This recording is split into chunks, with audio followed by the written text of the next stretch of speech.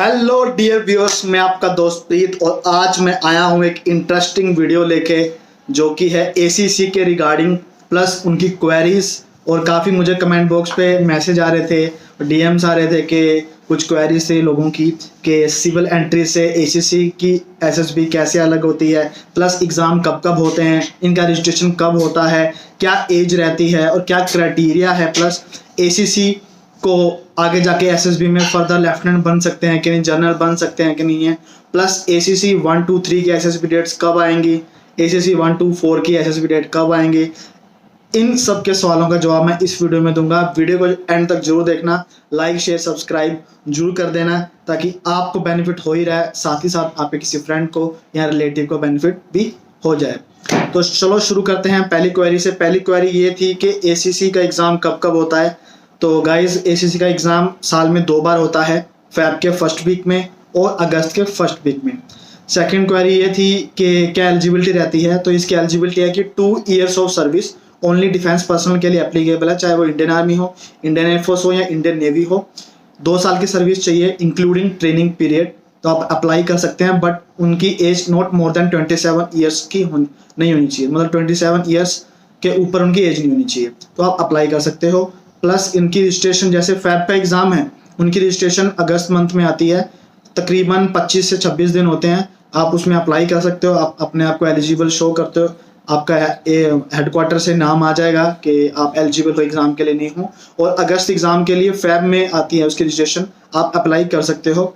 फिर वो तो कार्रवाई है, आप अपने नियर बाय जो HRDC सेंटर है उनसे कंफर्म कर सकते हो। फिर फर्दर बात आती है कि इसकी प्रिपरेशन कैसे करनी है एसीसी एग्ज़ाम की। देखो एसीसी एग्ज़ाम की मैंने पहले ही बता रखा है, एरिहंट की बुक आती है, आप वो प्रिपेयर कीजिए, प्लस उनके एग्जाम्पल और एक्सरसाइज करके जाएंगे तो आपका क्लियर हो जाएगा। और सिलेबस के रिगार्डिंग भी बात आए थे मेरे पास डीएम्स के, सिलेबस क्या क्या रहता है एसीसी एग्ज़ाम का। एसीसी एग्ज़ाम का सिंपल है, अगर आपने पूरा पैटर्न समझ लिया। एसीसी के 4 एग्ज़ाम होते हैं। फर्स्ट एग्ज़ाम जो है कि वर्बल नो वर्बल का होता है, 150 क्वेश्चंस होते हैं, वो मिक्सअप रहता है। सीरीज के क्वेश्चन रहेंगे, एनालॉग के क्वेश्चन रहेंगे, टाइम एंड क्लॉक के रहेंगे, उसके बाद मैथमेटिकल इक्वेशंस रहेंगी, फिगर एंड उसके रहेंगे। तो आप अगर RS अग्रवाल की आपने बुक पढ़ी हो, नहीं है तो आपने अगर OER की भी प्रैक्टिस कर रखी ना तो आप कराओगे। मेरा ये मानना है अगर आपने 10th की मैथमेटिक्स अच्छे से कर रखी है ना और आप बिना पढ़े भी नहीं जा रहे हो वहाँ पे, तो आपका एग्जाम वो क्लियर है। वो इतना ज़्यादा हार्ड एंड फास्ट नहीं होता, सिंपल होता है। मतलब एक क्वेश्चन में आपको मात्र 15 से 20 सेकंड लगेंगे, आप सोल्व कर लोगे। तो 150 में से आपको अराउंड 60 to 70 क्वेश्चन सही चाहिए होते हैं। बाकी नेगेटिव मार्किंग तो है नहीं है, सारे करके आओगे तो 80 क्रॉस ही हो जाता है। सेकंड क्वेश्चन आता है जीके का। काफ़ी लोग परेशान रहते हैं कि उसमें करंट जीके आएगी, ये है वो है, बट भाई मेरे 60 to 70% वो आती है स्टैटिक जीके, बाकी 40% रहती है वो आती है आपकी करंट जीके। और करंट जीके ये नहीं कि लास्ट के 6 मंथ, वो मिक्सअप रहती है, 1.5 साल पहले भी हो सकती है, साल भर पहले भी हो सकती है, वो मिक्सअप रहती है। और जनरल रहती है, ये नहीं कि डीप पूछेंगे, नॉर्मल भी, ये कब किसने जीता, और मान लो कि अभी जो वैक्सीन को कहाँ कहाँ ट्रायल किया गया, कौन सी वैक्सीन कितना क्या है, कौन से कितने फेज रहते हैं, वो सब नॉर्मल रहता है। वो आप अगर देखोगे ना तो समझ जाओगे। प्लस जैसे IPL अभी जो UAE दुबई में हुआ था, वो किसने जीता था, तो ये सब जनरल जीके के क्वेश्चन रहते हैं। इसमें भी वही आइडिया, रफ आइडिया, 150 में से 60 to 70 आपको सही चाहिए होते हैं और आप कर लेते हो। थर्ड आ जाता है इंग्लिश का पेपर। ये हार्ड लगता है आर्मी कैंडिडेट को भी, इंग्लिश का पेपर आ गया, पता नहीं क्या ही आ गया, और मैक्सिमम लोग इसी में मात खाते हैं। इंग्लिश का जो फर्स्ट पेपर रहता है उसमें 100 क्वेश्चन रहते हैं ग्रामर के। भाई ग्रामर 10th लेवल की रहती है। अगर आपने कोई छोटी मोटी इंग्लिश की बुक भी पढ़ी होगी अपने 10th लेवल तक, अगर बेशक आप हिंदी मीडियम से हैं, कुछ भी हैं, आपने इंग्लिश तो पढ़ी होगी, जनरल इंग्लिश आती है। 100 में से आपको अबाउट 40 to 50 क्वेश्चन आपके सही चाहिए होते हैं और वो हो जाते हैं। उसमें इंक्लूडिंग होते हैं एंटोनियम, सिनोनियम, रीअरेंज वर्ड्स और रीअरेंज सेंटेंसेस, एरर मेकिंग, सब है उसमें, सफिक्स प्रीफिक्स जो भी लगते हैं इंग्लिश में, जो ग्रामर होती है नॉर्मल जनरल इंग्लिश जो एक आम आदमी को आनी चाहिए, वो उसमें होती है। फिर जो नेक्स्ट पार्ट होता है रिटर्न का, उसी दिन ही होता है, 1 घंटे का ब्रेक, 1 या आधे घंटे का ब्रेक रहता है। उसी दिन जो रिटर्न का पार्ट होता है उसमें आपको ऐसे राइटिंग लिखना होता है 300 वर्ड का। उसके बाद आपके पास लेटर राइटिंग आता है। उसके बाद आपको पैराग्राफ में से जो क्वेश्चन बनाने होते हैं, आप तो और भी इजी हो गए, ऑप्शन देने लग गए, पहले ऑप्शन नहीं देते थे।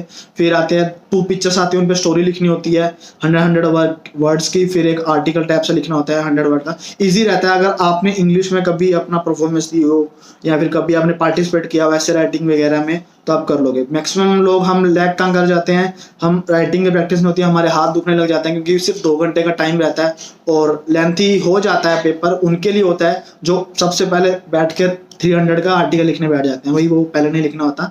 बाकी अपना अपना टेक्स्ट होता है। मैं तो ये मानता हूँ पहले मैं जो पैराग्राफ राइटिंग वो क्लियर करता हूँ, फिर 2 पिक्चर्स को लिख के, फिर उसके बाद आपका जो 2 आर्टिकल्स लिखने होते हैं 100 वर्ड्स के, वो लिख के उसके बाद आराम से बैठ के आप आर्टिकल लिखिए और लेटर लिखिए, आपका कवर हो जाएगा। फास्ट स्पीड रखिए और बीच बीच में वर्ड्स मत काउंट कीजिए। आप रफ एस्टिमेट लेके चल सकते हैं कि मुझे 2 से 2.5 पेज भरने हैं, तो हो जाएगा। तो इंग्लिश का पेपर मोस्ट इंपॉर्टेंट होता है, specially for the army candidate. आप आराम से दीजिएगा और अगर आपने 10th में इंग्लिश पढ़ रखी है, बस उसी को ही थोड़ा कार्विंग कीजिए तो आपका हो जाएगा क्लियर। 4th जो रहता है वो एकेडमिक टेस्ट रहता है, सबसे इंपॉर्टेंट वही रहता है। तो जो भी आपने पढ़ा है आज तक अपनी पढ़ाई में 10+2 तक, वही सब आता है। मिक्स्ड साइंस आएगी, फिजिक्स केमिस्ट्री बायो मिक्स रहती है, वो भी स्टैटिक रहती है। जैसे सेल की इन्वेंशन किसने की थी और न्यूटन का 3rd लॉ क्या है, ये सब स्टैटिक होती हैं जो हमें पता होते हैं। जनरल पूछते हैं बायोन्सी का लॉ कौन सा है, फादर ऑफ बायोन्सी कौन है, तो ये सब पता होना चाहिए आपको और वही आता है। फिर आता है ह्यूमैनिटीज़ की बात की जाए, ह्यूमैनिटीज़ में आपका पॉलिटिक्स, हिस्ट्री, ज्योग्राफी ये मिक्स रहता है। इकोनॉमिक्स के क्वेश्चन रहते हैं, ये 50-50 के सेट रहते हैं, 100 हो गए। फिर 50 का आता है मैथमेटिक्स, और मैथमेटिक्स फिर 10th लेवल की रहती है। उसमें आपका एरिया निकाल लो या फिर पेरीमीटर, उसके बाद प्रॉफिट लॉस के क्वेश्चन हो जाएंगे, या मैथ्स के जितने जनरल नॉर्मल क्वेश्चन रहते हैं वही सब रहते हैं। और अगर आपने 50 में से अमूमन 15 से 20 क्वेश्चन भी कर दिए, जैसे मेरे तो मैथ वीक है तो मैं तो 15 से 20 क्वेश्चन करता हूँ तो हो जाता है क्लियर, ऐसा कोई हार्ड एंड फास्ट नहीं है।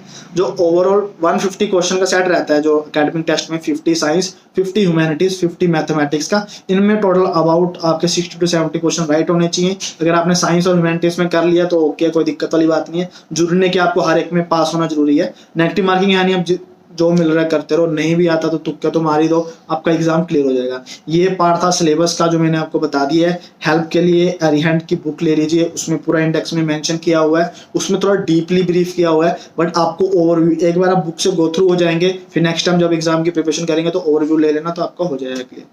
तो ये थी एसीसी के रिगार्डिंग के भाई ऐसे ऐसे सीन है। बाकी रही बात एसीसी 1, 2, 3 की एसएसबी डेट्स कब आएंगी, गाइस मई के फर्स्ट वीक से 15 मई तक आ जानी चाहिए थी, बट वो इसलिए नहीं आ पाई। पहली बात तो कपूरथला वाला स्कैम वाला सीन रहा, दूसरा भी कोविड का सेकेंड आउटब्रेक रहा है, तो अभी उन्होंने भी अपना बंद कर दिए हैं। इवन एएफएस भी बंद हो गई हैं, तो अपना वो भी बचाव करेंगे, इवन आपकी भी कोई खतरा ना हो, इसलिए ट्रैवल वैवल करने में भी थोड़ा वो है। अभी टीएस की एसएसबी डेट्स आ रखी हैं मई के एंड में, देखो क्या बनता है तब तक। अगर लिबरल रहा तो सही है, आपके भी आ जाएंगे।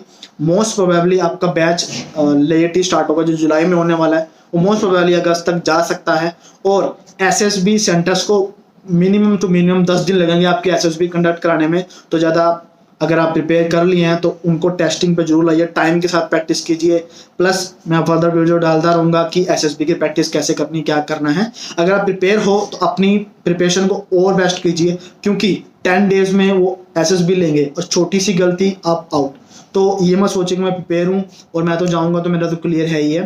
थोड़ा पॉजिटिव साइड भी लेके चलिए, थोड़ा नेगेटिव भी लेके चलिए। क्यों 10 दिन में एसएसबी कंडक्ट कराना, उनके पास अबाउट 3000 कैंडिडेट रहेंगे, तो उनकी एसएसबी कंडक्ट कराना, उनमें से मिनिमम सीट तो 75 है, पर मुश्किल से मुझे लगता है 40 to 50 ही जाएंगे रिकमेंडेशन इस बार भी। तो उसके लिए ही आपको इतना हार्ड प्रिपेयर करना पड़ेगा कि आपको निकालना पाए। छोटी से छोटी गलती को भी आप अपना ध्यान रखना है। मिरर के सामने रह के आप बोल सकते हैं, अपनी इंग्लिश की प्रैक्टिस कर सकते हैं। कोई भी स्टोरी आपने बना रखी है उसको बार बार प्रिपेयर कीजिए, उनको बार बार शीशे के सामने बोलिए, तो आपकी वो हैबिट में आ जाए। क्योंकि ये ना कि आपने यहाँ पे तो घर में प्रैक्टिस कर लिया बेड पे बैठ के, बट जब ऑन द स्पॉट वहाँ पे गए प्रैक्टिकली आपसे वो चीज़ें हो नहीं पाई। तो उस चीज़ को ध्यान रखते हुए मैं ये चीज़ आपको बता रहा हूँ कि प्रैक्टिस जरूर कर लेना मिरर के सामने में, और मम्मी या पापा को एक बार स्टोरी जरूर सुना के दिखाना। और जितने भी करंट अफेयर चल रहे हैं, चाहे वो कोविड की लहर ही क्यों ना हो, कुछ भी हो, कैसे ओरिजिन हुआ, वो सब जरूर प्रिपेयर कर लेना। प्लस आपने अपना जो क्वारंटाइन पीरियड है या फिर कभी भी आपको कोई टेस्ट वेस्ट हो या कुछ भी आपका जो कोविड का एक्सपीरियंस है, इसको जरूर कर लेना, क्योंकि वो चीज़ आपसे जरूर पूछी जाएगी कि आपने इस टाइम में आपने कैसे वो किया। प्लस जितना भी आपसे बनता है जरूर प्रैक्टिस कीजिए। रही बात 1 to 4 एसएसबी डेट्स की, तो आपका रिजल्ट तो अभी मार्च में ही आया है। अभी जिनका सितंबर में रिजल्ट आया तो उनकी एसएसबी तो आई नहीं है, तो आपका जो एसएसबी डेट्स रहेगा वो एक्सपेक्टेड अक्टूबर नवंबर लास्ट तक रहेगा। तो आपके पास काफ़ी टाइम है, प्रिपेयर कीजिए। अपना ऑनलाइन आजकल तो कोचिंग भी स्टार्ट हो गई है, प्लस आप वो भी ले सकते हैं।